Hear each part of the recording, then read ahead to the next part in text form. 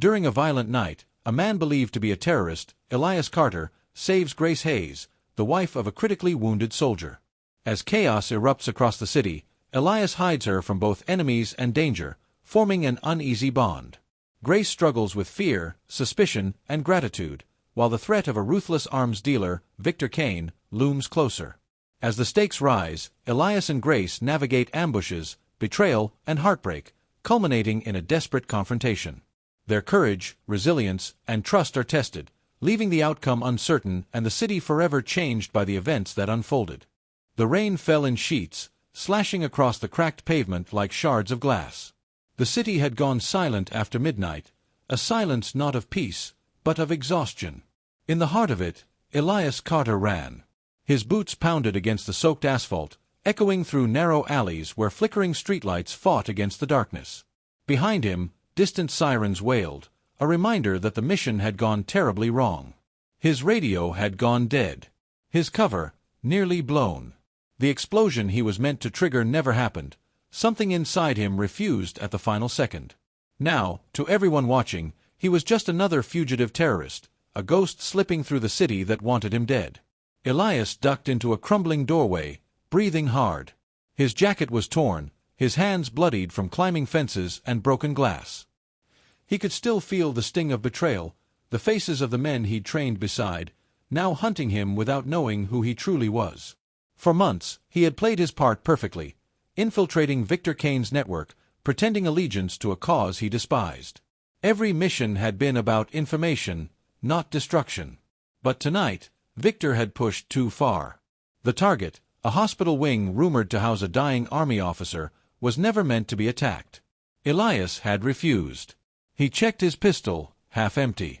His reflection stared back from a puddle, unshaven, weary, haunted. "You're almost done," he whispered to himself. "Just survive the night." That's when he heard it, a cry. Sharp, terrified, human. He froze. The sound came from across the street, a shadowed corner beneath a flickering neon sign that read Café Luna. The alley beyond it was darker than the rest, swallowed by rain and smoke from a nearby generator. Then he saw her.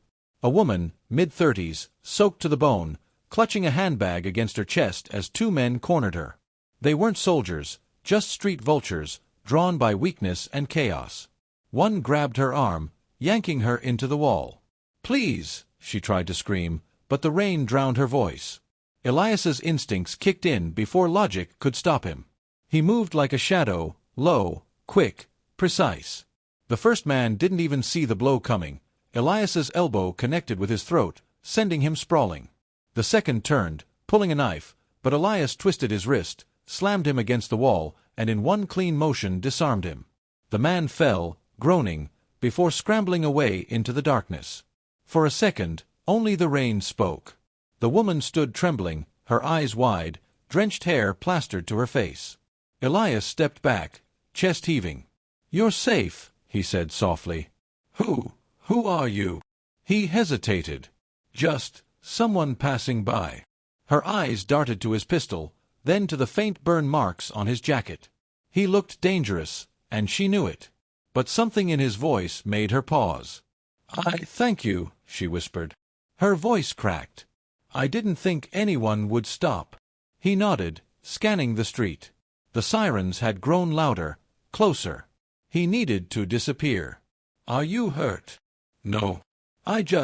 She wiped her face. "My husband's in the hospital. I was on my way there when—" Her words faltered. Elias's heartbeat stumbled. "The hospital," he repeated quietly. She nodded. "St. Meridian. He's Captain Daniel Hayes. He was caught in that border explosion last week. They said he might not make it through the night." Elias's blood ran cold. That name, that hospital, the very target Victor Kane had ordered him to destroy. He stared at her, this trembling stranger who had no idea how close death had come to her husband hours ago. "I'm sorry," he said quietly, forcing the tremor out of his voice. "You shouldn't be out here alone." "I didn't have a choice. The buses stopped running after the curfew." She looked at him, her eyes pleading. "Please, do you know any safe way to reach the hospital?" Elias hesitated. Every instinct screamed for him to walk away, to vanish before the army patrols or Kane's men found him. But the guilt burned hotter than his fear. He nodded. "I can get you there." Her relief was immediate, but so was her suspicion. "Why would you help me?" He looked away. "Because no one else will." They moved through the streets, keeping to the shadows. Elias led the way, scanning corners, avoiding checkpoints. Grace Hayes, she told him her name quietly between breaths, clutched her coat, glancing at him every few steps. "You were military once," she said softly. "The way you move." Elias froze for a heartbeat, then managed a thin smile. "Something like that. You lost someone too?" He didn't answer. By the time they reached the outskirts of the hospital district, the rain had softened to a drizzle. Ambulance lights flashed in the distance. A small group of soldiers stood guard at the gates, rifles ready, scanning everyone who approached. Elias pulled Grace behind a rusted car. "They'll stop you," he warned. "You need a pass." "I have one," she said, fumbling in her bag. "But what about you?" He looked up at the guards, men in the same uniform he'd once worn under a different name. "I'll find my way." Before she could argue, he took a step back, melting into the shadows.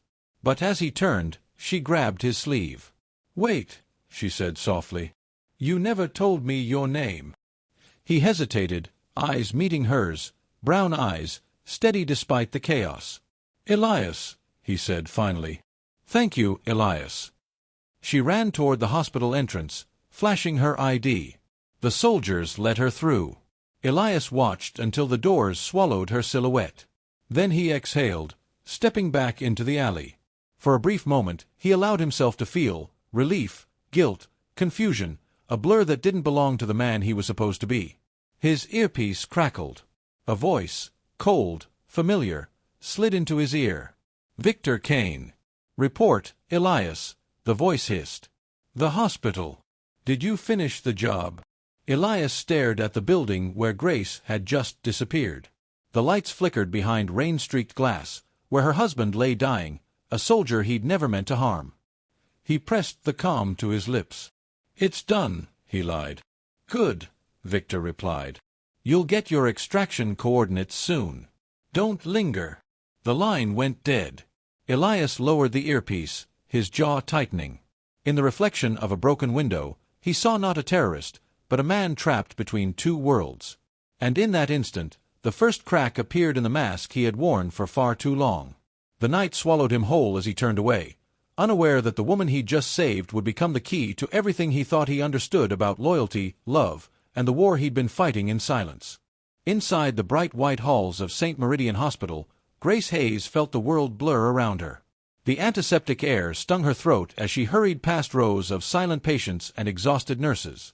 Her coat clung to her like a second skin, still damp from the rain. Room 214. That's where they said her husband lay. She hesitated outside the door, clutching the handle like it was a lifeline. Beyond it, she could hear the faint hum of machines, the fragile rhythm of a man's final hours. She drew a shaky breath and stepped inside. Captain Daniel Hayes looked nothing like the man she remembered. His strong frame had wasted away under white sheets. A respirator hissed softly beside him. His skin was pale, his hands motionless. But when Grace touched his fingers, his eyelids fluttered, a faint acknowledgment of her presence. "Daniel," she whispered, her voice cracking. "I'm here." A nurse approached, her tone gentle. "He's stable for now, Mrs. Hayes. But the doctors said the next few hours will be critical." Grace nodded absently, her eyes never leaving her husband's face. The nurse left, leaving her in a heavy silence broken only by the heartbeat monitor's slow, uneven beeps. She thought of the man who had saved her, Elias. His sharp eyes, his guarded voice, the way he'd moved like someone trained for war. There had been something about him, something dangerous yet human. She pushed the thought aside. Her world began and ended with the man lying before her. Outside, the storm had passed. But the city remained restless. Across the street, Elias Carter crouched inside a half-collapsed warehouse, his breath visible in the damp cold. Through a cracked window, He could see the faint glow of the hospital across the avenue. He'd risked everything stepping out of the shadows to save Grace. He hadn't meant to stay, yet he couldn't bring himself to leave. In his earpiece, the static broke again. "Elias." The voice belonged to Victor Kane, low and gravelly. "We have a problem. A surveillance feed shows you near the hospital. You weren't supposed to linger." "I was making sure the perimeter was clear," Elias said, keeping his tone steady. Victor chuckled darkly. "You've always been thorough. But remember your place. The army's crawling over that district. You stay, you burn your cover." "I understand." "Good. Your next contact will reach you by dawn. He'll bring the detonator. No more delays this time." Elias said nothing. "Understood." Victor pressed. "Understood," Elias replied at last. The line clicked dead again. He let out a slow breath and leaned against the cold wall. He'd destroyed the detonator hours ago, right before the mission failed. If Victor found out, Elias wouldn't live to see sunrise. He ran a hand over his face, the stubble rough against his palm. "You're in too deep," he muttered. But his gaze drifted back toward the hospital windows, one window glowing faintly on the second floor. He could almost picture Grace inside, sitting beside her husband, unaware of how close she'd been to losing both him and herself tonight. He clenched his fists. "Just one night more," he whispered. "Then I end this." By morning, word had spread. The failed bombing attempt, the city lockdown, the rumors of a terrorist cell hiding somewhere near the hospital district. Colonel Robert Maddox sat in his command post, studying satellite images on a flickering monitor. His uniform was immaculate, but his eyes carried the fatigue of someone who'd seen too many wars. "Any progress on the fugitive?" he asked. A young officer replied, "We've traced him to the old shipping yards near Meridian Avenue, sir. No ID yet, but intel suggests he's linked to Victor Kane's cell." Maddox's expression hardened. "Kane's been 2 steps ahead for months. Whoever this man is, he's our only lead." He paused, then added quietly, "And keep this off the public channels. If this is who I think it is, we'll need to handle it discreetly." The officer frowned. "You think it's him, sir?" Maddox didn't answer. He simply stared at the image on the screen, a blurry, rain-streaked frame showing a man's profile caught near the hospital fence. Elias Carter. That night, Grace left the hospital room only when the nurses insisted. The air outside was crisp, the street lamps glowing through the mist. She found herself walking aimlessly through the hospital garden, lost in the sound of the wind and her own exhaustion. She didn't see him at first, the figure sitting on a bench near the old chapel, head bowed, coat collar turned up against the cold. But when she did, her heart skipped. "Elias," she whispered. He looked up slowly, startled. "You shouldn't be out here." "I could say the same." He gave a faint, humorless smile. "You found me." She crossed her arms, half cautious, half relieved. "I didn't mean to. I just needed air. I thought you'd left." "I was going to," he admitted, eyes distant. "But I needed to make sure you were safe." She studied him, the dark circles under his eyes, the tension in his jaw. "You're running from someone, aren't you?" He didn't answer. Grace took a slow step closer. "Who are you really, Elias?" The question hung in the air like fog. "Finally," he said softly, "someone who made too many wrong choices."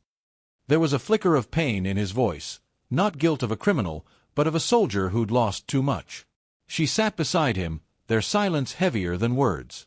"My husband used to say that too," she whispered. "That soldiers live in gray, never black or white." Elias turned his head, meeting her eyes. For the first time, he let the guard slip just a little. "He sounds like a man who understood the cost." Grace nodded faintly. "He did. Maybe too well." Their eyes lingered for a moment, 2 broken lives crossing paths in the wreckage of something bigger than themselves. Suddenly, the sharp crunch of boots echoed nearby. Voices followed, rough, clipped, urgent. "Unit 4, check the perimeter." He was seen near the chapel. Grace froze. Elias's hand moved instinctively toward his weapon, then stopped. He turned to her, whispering, "You didn't tell anyone about me?" I swear I didn't. I believe you. He stood, eyes scanning the darkness. Go back inside, Grace. No. What about you? He gave her one last look, steady, unreadable. I'll be gone before they find me. Before she could speak, he melted into the trees, moving silently as shadows crossed the garden path. Within seconds, soldiers flooded the area, flashlights sweeping, rifles ready. One beam passed inches from where Elias crouched behind an old stone wall. He waited, heart pounding, every nerve alive. "Nothing here," one of the soldiers shouted. "He must have slipped past." Their voices faded. The tension eased. But as Elias rose to move, a single phrase drifted on the wind from one of their radios. "Colonel Maddox says if it's Carter, bring him in alive." Elias froze. Maddox, the one man who knew the truth. Which meant the walls were closing in. And if Victor Kane suspected that the army wanted him alive, the next time the phone rang, it wouldn't be for orders. It would be for his execution. Elias looked once more toward the hospital window, where Grace's shadow passed by. Then he vanished into the night, unaware that their fates had already become intertwined far beyond chance. The city never truly slept. Even as dawn brushed the skyline in muted gold, the air felt thick with something unseen: tension, anticipation, fear. Elias Carter stood at the edge of the old industrial district, where smoke from the power plant drifted low and gray. His contact hadn't shown. The meet was supposed to happen 2 hours ago, in a warehouse gutted by years of neglect. He'd learned to read silence like a language. And this silence screamed trap. He adjusted the earpiece, scanning frequencies. Static. Then a faint voice, not Victor Kane's. "Carter," it hissed. "We know who you are." He froze. "You've been feeding them," the voice continued. "Did you think we wouldn't find out?" Elias's pulse quickened. He yanked the earpiece out and smashed it against the wall. The sound of shattering plastic echoed briefly before vanishing into the void. The lie had lasted longer than he'd ever expected. But now, everything was unraveling. At St. Meridian Hospital, Grace Hayes sat by her husband's bedside, exhaustion carved into her face. The beeping machines and soft murmurs of nurses had become her world. Daniel stirred, his lips parting weakly. "Grace." She leaned forward instantly. "I'm here, Daniel. I'm right here." His eyes blinked open, pale, glassy, filled with pain. "You shouldn't be here," he rasped. "They'll come for you too." Grace frowned. "Who will?" He coughed, struggling to breathe. "The ones who hit our convoy. It wasn't random." His hand trembled in hers. "Someone on the inside fed them our route." Grace's heart dropped. "You're saying there was a leak?" He nodded faintly, eyes rolling toward the ceiling. "A man named Carter." Grace froze. The sound of his name, Elias Carter, rippled through her like ice water. "Daniel, what do you mean?" But he had drifted back into unconsciousness. The monitors steadied, leaving her staring, stunned and breathless. She rose slowly, her mind spinning. Elias, the man who saved her. The man who had walked her through the rain with quiet sorrow in his eyes. The man she had trusted. Was he the same Carter her husband had just whispered about? A few streets away, Elias found refuge in an abandoned subway tunnel, his old extraction point from years past. He checked his weapon, reloaded it, and took a deep breath. He had been trained for this moment, when both sides turned against him. The agency had drilled it into him: if you're burned, disappear. But that was before Grace.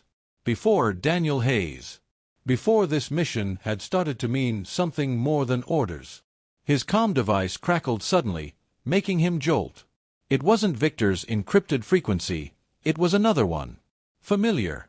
Colonel Maddox's voice came through, low and deliberate. "Carter. You're still breathing, I see." Elias exhaled shakily. "Took you long enough. You went dark for 3 months. My men nearly shot you last night. You're welcome for not shooting back." A pause.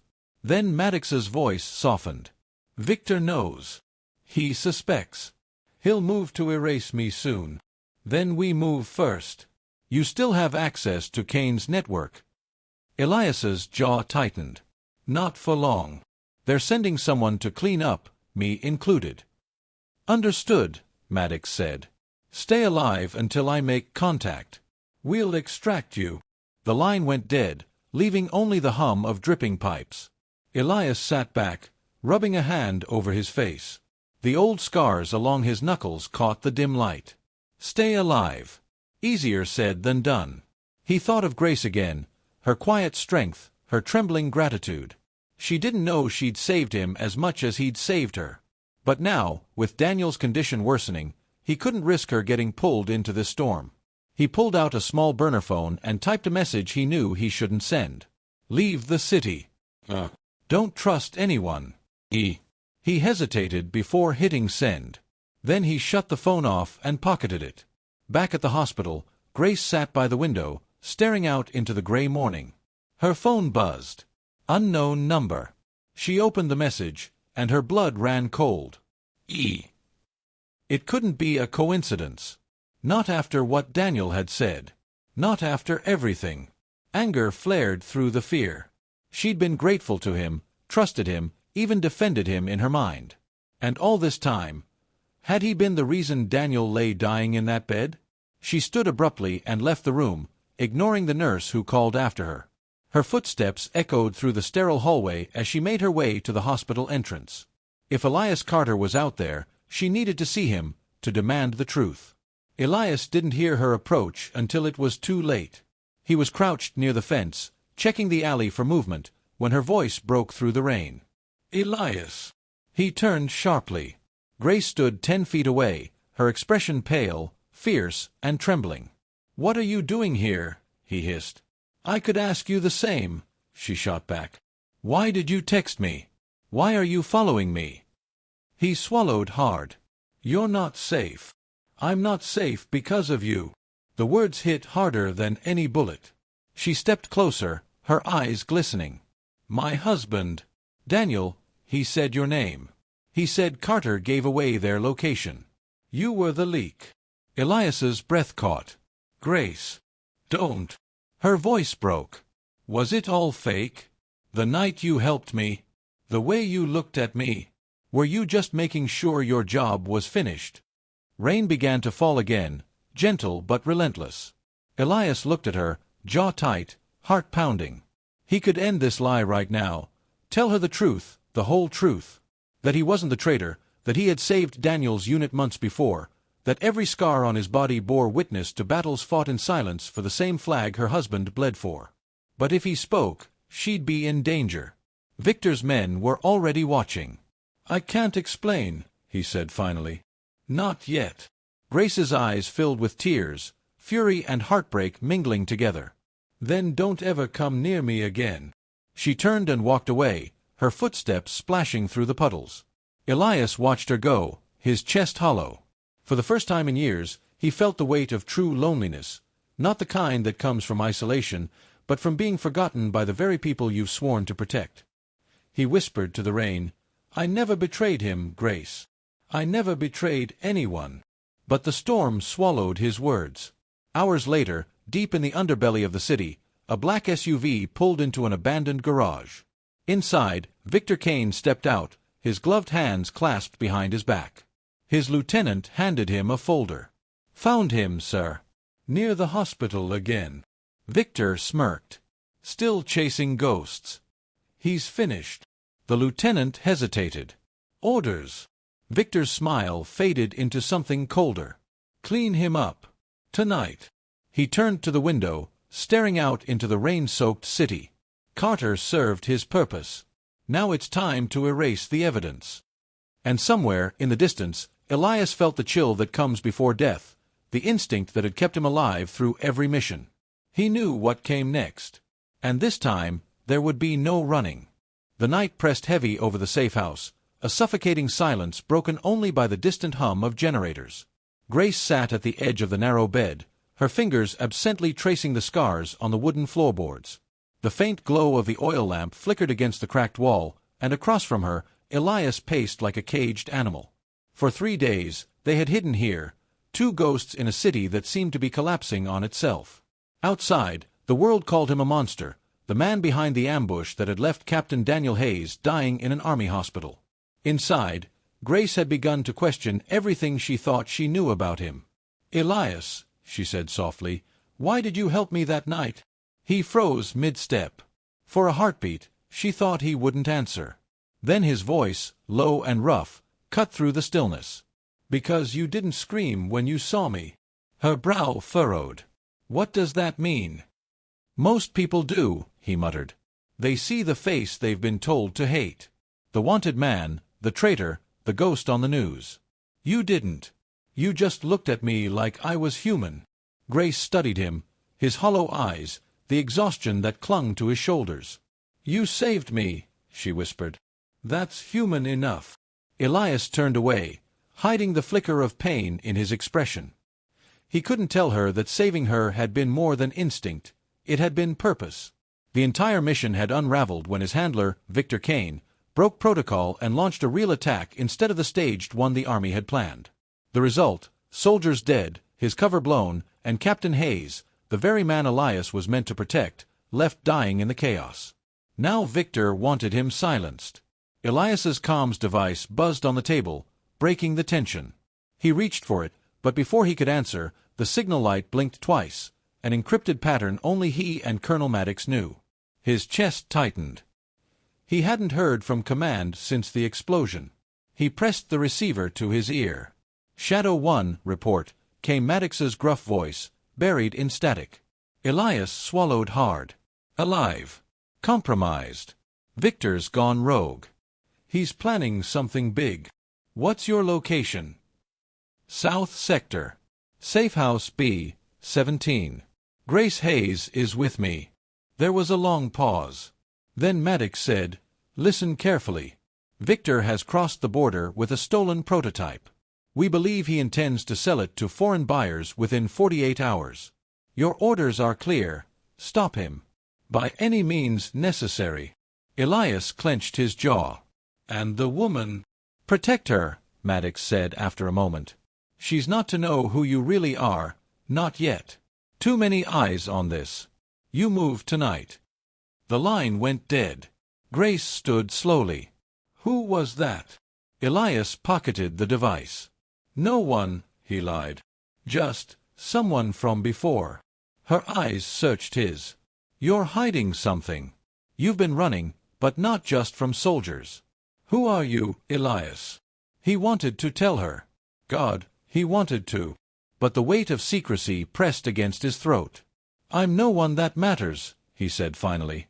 "All that matters is keeping you alive." Before she could reply, the safehouse window shattered with a deafening crack. Elias lunged forward, tackling her to the floor as bullets tore through the walls.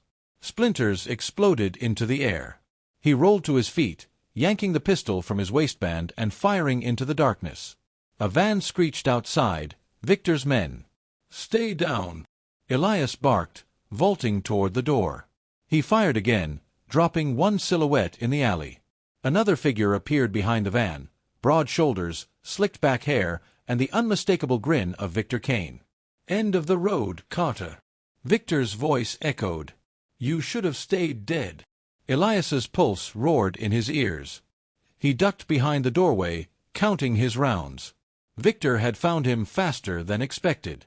Grace crawled toward the overturned table, trembling. "Elias, what's happening?" "An old friend," he said through gritted teeth. "One who doesn't like being betrayed." Victor's laughter cut through the air. "Betrayed? You were the one playing both sides. You think I didn't know, soldier boy?" Colonel Maddox's little pet project, Operation Phantom War, was never going to end clean. Grace froze. "Soldier boy." Elias's blood ran cold. He fired again, forcing Victor's men to retreat for cover. But Grace was already staring at him, realization dawning. "Elias," she whispered. "He called you a soldier." He didn't answer. He couldn't. The truth hung between them, thick as smoke. Victor shouted again, his tone gleeful. "Tell her, Carter. Tell her what you really are. How you wore their uniform once. How you were their weapon until they threw you to the wolves. You're not the villain. You're just their disposable ghost." Elias grabbed Grace's wrist. "We have to move now." They burst through the back exit, sprinting down the narrow alley as bullets ricocheted off rusted metal. The rain had begun again, pounding the pavement, washing away footprints as fast as they appeared.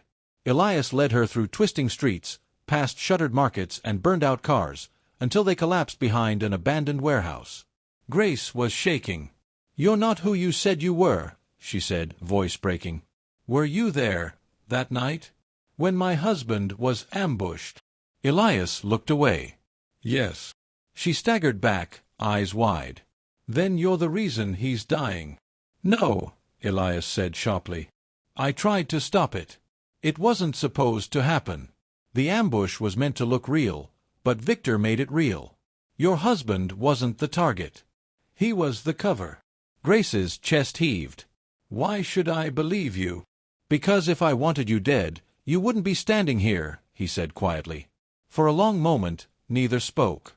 The sound of sirens wailed in the distance, and Elias's hand trembled as he reloaded his gun. "I have to finish this," he murmured. "Victor's not just a traitor, he's about to start a war." Grace wiped at her tears, swallowing hard. "Then I'm coming with you."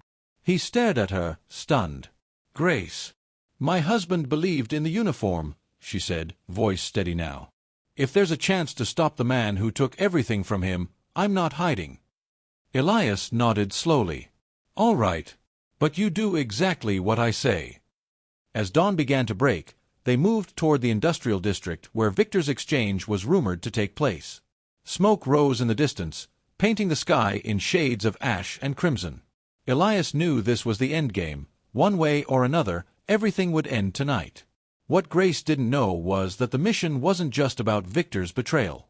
Maddox's encrypted message had contained one final line, hidden beneath the static. "If you can't stop him, Carter, make sure no one ever learns what you truly were." Elias tightened his grip on the weapon. He'd been trained for silence, for sacrifice, for ghosts that die unremembered. But somewhere along the way, he'd started to feel again, to care. And caring, in his world, was the most dangerous thing of all. Tomorrow, the truth would come out. And it would tear the army apart. The city lay shrouded in mist as dawn crept over the skyline, bleeding pale gold through the ruins. Smoke still rose from the outskirts where gunfire had echoed through the night. Inside the abandoned steel factory, shadows moved between the rusting beams, men with guns, hearts colder than the metal around them. Elias crouched behind a broken conveyor belt, the faint tremor of exhaustion in his hands. Beside him, Grace steadied her breathing, clutching the pistol he'd given her hours earlier. The air smelled of oil and ash, the kind that clung to your skin and never washed away. "This is it," Elias whispered. "Victor's inside. Once we get the briefcase, we end this." Grace nodded, her eyes fierce despite the fear behind them.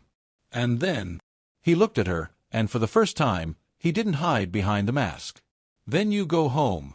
You'll tell the world the truth, about your husband, about what happened. About me, if you want." She frowned. "Elias, what truth?" He hesitated. "After this, you'll understand." They moved.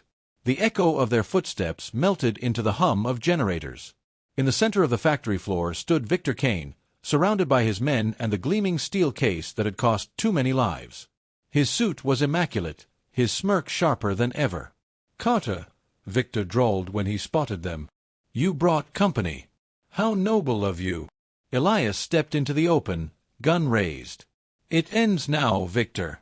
No more dead soldiers. No more games." Victor laughed. "Games? Oh, Elias, this was never a game. This was business. And you," he gestured with mock admiration, "were the best investment I ever made." Grace stood frozen, her gaze darting between the two men. "You knew my husband," she said suddenly. "You used him." Victor grinned. "Of course. Captain Hayes was the perfect bait, decorated, loyal, predictable.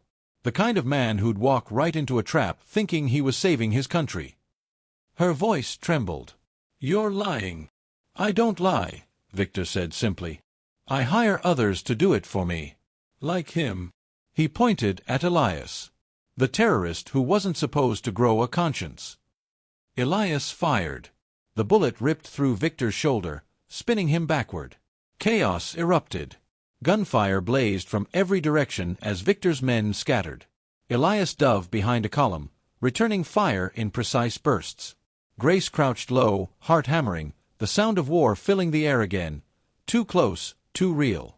Victor staggered toward the briefcase, clutching his bleeding shoulder. "You think killing me changes anything?" he shouted. "The files inside this case expose everything.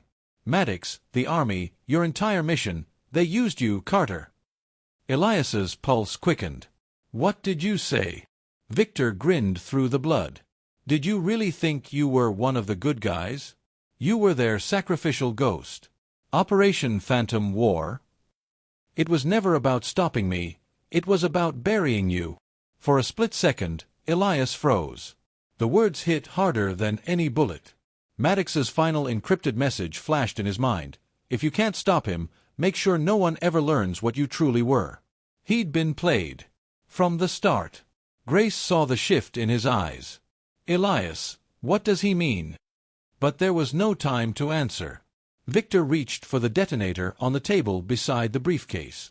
Elias sprinted forward, firing as he ran. The bullet hit home. Victor collapsed, gasping, the detonator slipping from his grasp. The silence that followed was deafening. Elias knelt beside the dying man. "Who else knows?" he demanded.